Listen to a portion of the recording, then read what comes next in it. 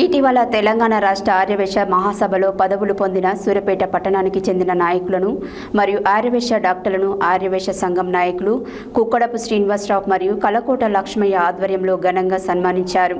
సూర్యాపేట పట్టణంలోనే గీతా మందిరంలో శుక్రవారం మధ్యాహ్నం జరిగిన కార్యక్రమంలో జిల్లా ఆర్యవేశ సంఘం అధ్యక్షులు వెంపటి వెంకటేశ్వరరావు ముఖ్య అతిథిగా పాల్గొన్నారు.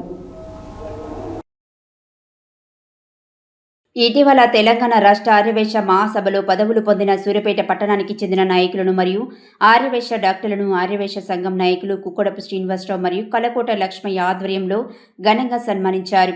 సూర్యాపేట పట్టణంలోని గీతా మందిరంలో శుక్రవారం మధ్యాహ్నం జరిగిన కార్యక్రమంలో జిల్లా ఆర్యవేశ సంఘం అధ్యక్షులు వెంపటి వెంకటేశ్వరరావు ముఖ్య అతిథిగా పాల్గొన్నారు.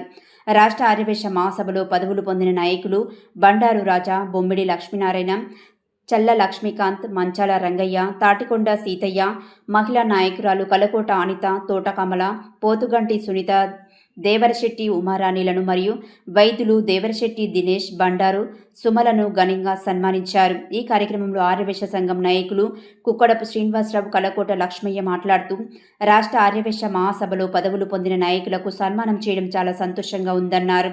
డాక్టర్స్ డే సందర్భంగా 2 డాక్టర్లను సన్మానించడం జరిగిందని చెప్పారు.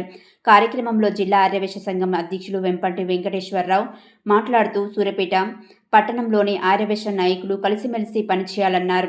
ఈ కార్యక్రమంలో నాయకులు గుండా శ్రీధర్, వంగవేటి రమేష్, జూలకంటి నాగరాజు, మంచాల శ్రీనివాస్ గుప్తా, గుండా కరుణాకర్ తదితరులు పాల్గొన్నారు.